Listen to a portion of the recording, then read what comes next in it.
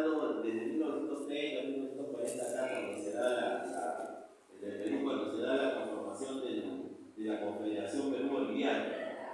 Entonces, imagínense ese panorama, ¿no? Una sociedad, un Estado en construcción, una sociedad en construcción, y en medio de eso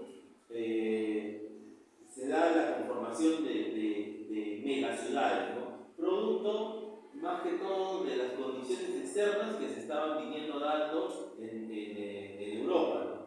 Estas condiciones externas, ¿cuáles eran? Hambruna en Irlanda, por desabastecimiento, agotamiento de los suelos, otro, inicio de la desruralización e incremento de la población urbana, el desarrollo de la última etapa de la revolución industrial, condiciona que los centros urbanos dentro de Europa se consoliden como centros de predominio de valor y económico. Y eso determina una crisis total en el sector agrario. Se va a llamar lo que se dice la desruralización del campo. ¿Por qué? Por depreciación de la teoría del valor, entre comillas, de los productos agrarios con respecto al precio que se fija en el contexto de los mercados europeos, ¿no? Entonces, eso ocasiona crisis generalizadas en Europa, inmigraciones masivas, ¿no? Las primeras formas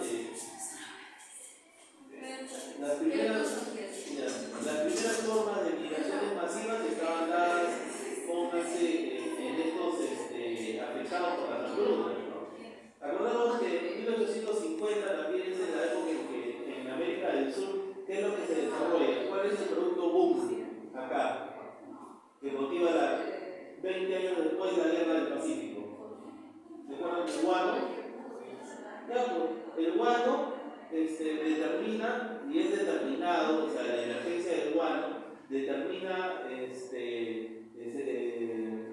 se convierte en un factor clave para el incremento de la productividad de las tierras en Europa, que estaban en un periodo de depresión. Y aparte eso no era todo, ¿no? Sino que los volúmenes, entre comillas, que se requerían por estos centros de acumulación de capital, que son las ciudades que están en su última etapa de expansión industrial, determinan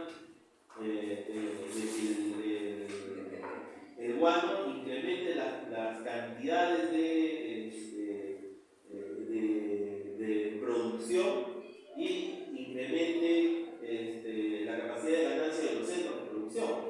Pero siempre se mantenía este problema que era del factor humano, ¿no? El factor humano, ante crisis, fuga del campo y se va a las ciudades. Pero en las ciudades también estamos teniendo límites en Europa para acogida de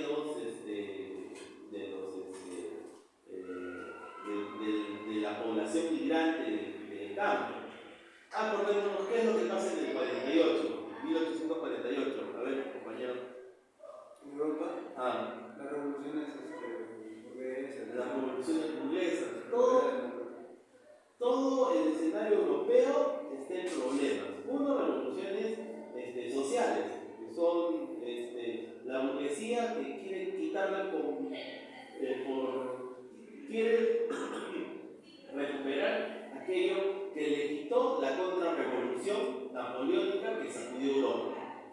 Entonces, por otro lado, 1850 a 1870 es una época en donde Europa se verá sacudida. ¿Por qué? ¿Se acuerdan? ¿Qué sacude Europa en el 50 y 70?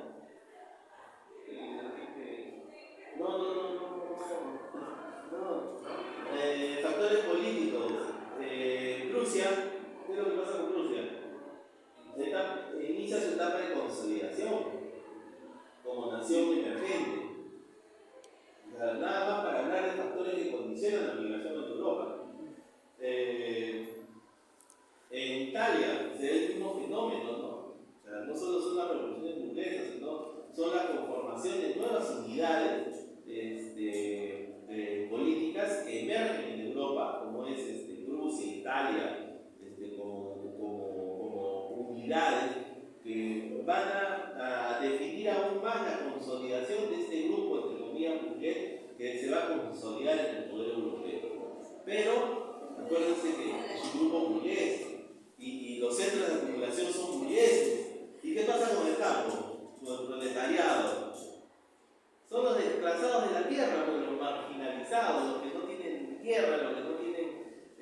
y esa es la población que llega a un Estados Unidos que esté en formación.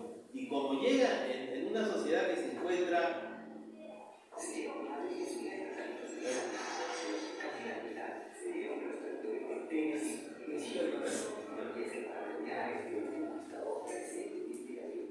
en este periodo, en esa coyuntura es donde se da la película, ¿no? Si ustedes se dan cuenta, los migrantes llegan de sus unidades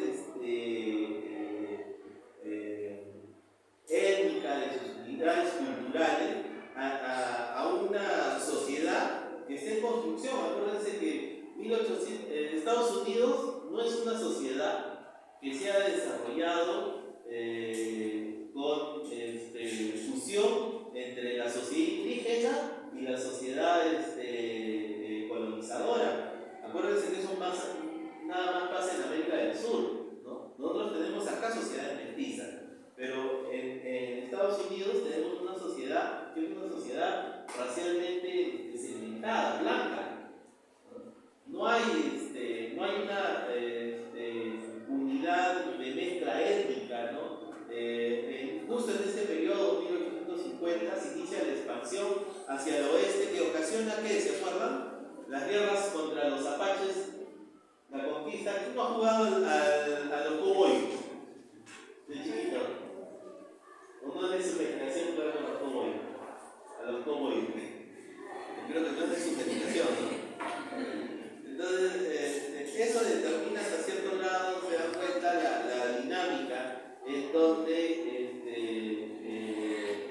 el Estado Nacional se va a conformar con una estructura social que sea racial, culturalmente no integrada y que permite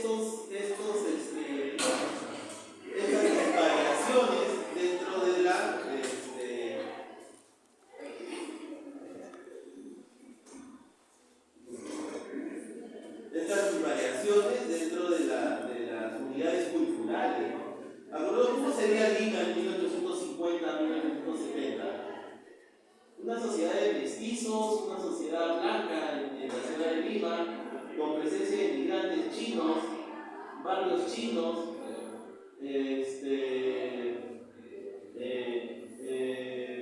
la Lima del siglo XVIII no tendría mucha diferencia con la Lima del siglo XIX50. O sea, en 100 años el crecimiento demográfico, si ustedes lo ven por el mapa, no ha variado mucho.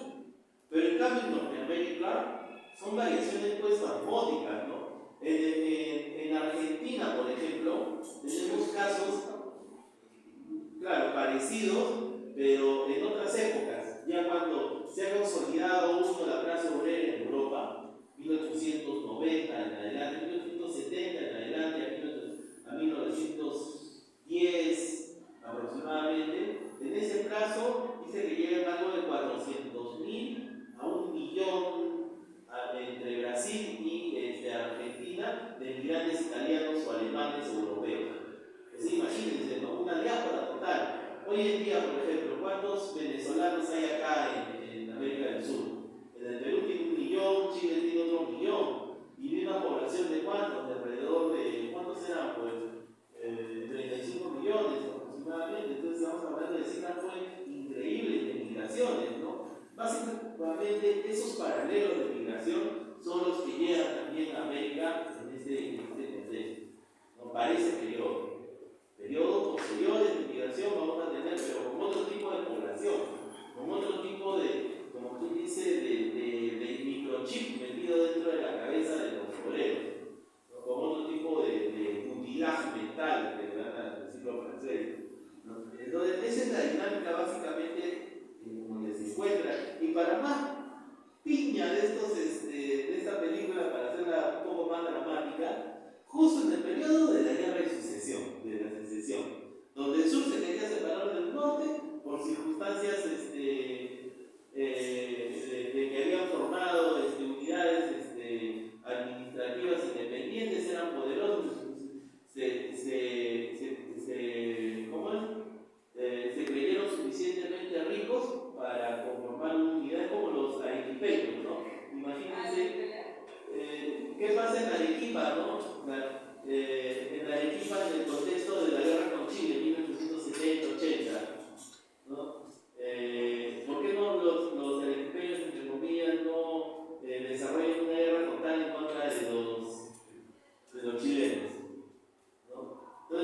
hablando pues, de una sociedad en construcción entre 1850, 1870, 80. No son estados nacionales consolidados plenamente burgueses como lo que tenemos hoy en día. Entonces, entre comillas, el unidad mental, los instrumentos que tienen de aglomeración son todavía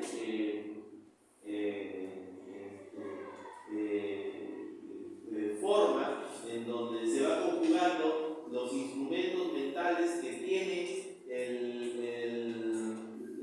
migrante en su cabeza que recién llega y que llega en una sociedad que no lo estiliza culturalmente, no lo integra culturalmente. Acordémonos de que, por ejemplo, ¿no? Uno va a los Estados Unidos, no sé si han visto esos memes que hay hoy en día, donde dicen, no tengo una novia coreana, tengo una novia norteamericana, y los choques culturales pues son tremendos, ¿no? Porque el coreano entra y deja sus zapatos en la puerta, y el peruano, el limeño llega y se mete con todo y zapatos, ¿no? Entonces, esas peculiaridades culturales son las que hacen la diferencia, entre comillas, de la construcción de los elementos que conforman la nación. Entonces, esta película está en ese periodo, ¿no? En ese periodo donde más piñan los doctores. Uno, guerra de secesión. Segundo, movimientos migratorios de venecos, como quien diría venecos europeos que se van a América, porque en América se había descubierto en 1850 en adelante, ¿qué cosa? En California. El oro fue. 1850, 1860, Estados Unidos había descubierto oro más arriba de este mapa, en el Yukon, en lo que es Alaska, habían descubierto también. Y había migrantes que llegaban desde Chile, desde Perú, que se iban a Alaska, a la tierra prometida. Es como ahora, ¿no? Por ejemplo, en 1980, ¿qué pasa con Puno? Con toda la población de Puno. Hay una gran inundación que quiebra por completo toda la estructura agraria. ¿Y qué es lo que hace la población? Migra. ¿Hacia dónde? Hacia la costa. ¿Y qué ciudades en la costa? Ciudades de frontera como Tacna. ¿Por qué? Porque había dinámica comercial, había dinero, había un flujo de mercancías y había lo que Sinesio López llama ese capitalismo marginal, ¿no? Que surge. ¿Y qué es lo que no se detalla acá, no? O sea, y que es el tema que tenemos que tratar todas las clases que siguen acerca de esta dinámica de capitalismo marginal. Acá se ve hasta cierto grado estos grandes horizontes culturales, ¿no? Que integran, pero no se ve esta dinámica de formación de micromercados capitales, de desarrollo de capital que entra, ¿no? ¿Y más iba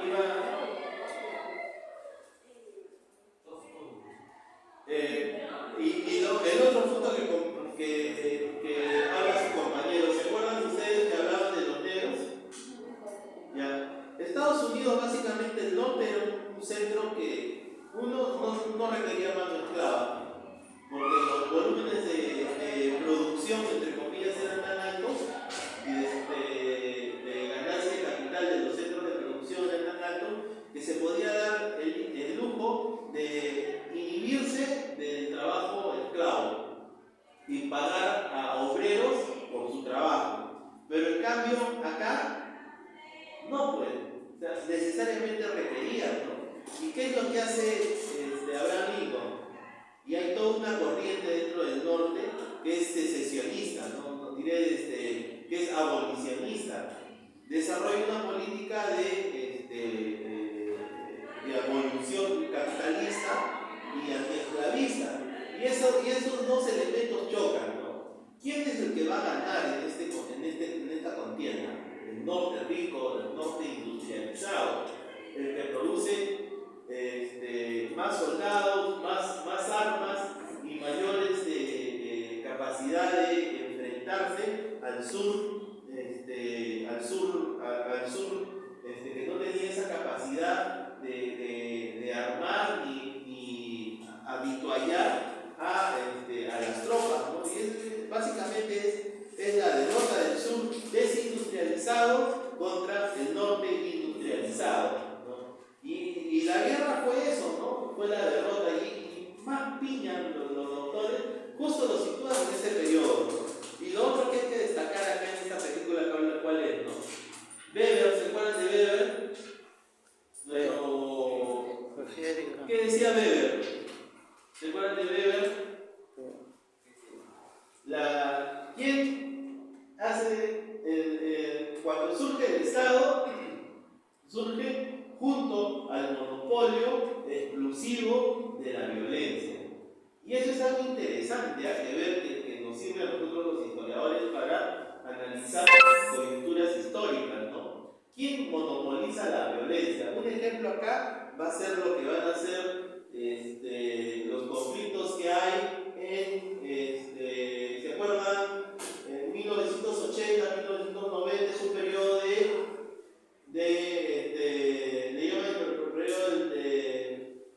¿qué le llaman? De la violencia subversiva, los terrucos entraban a las universidades, que esto que el otro, ¿no es cierto?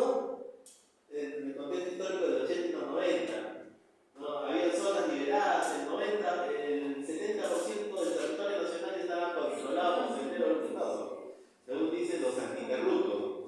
Y esta dinámica del ejercicio de la violencia la comprenden bien los asesores del Estado. ¿Qué es lo que hacen los asesores del Estado? Dicen,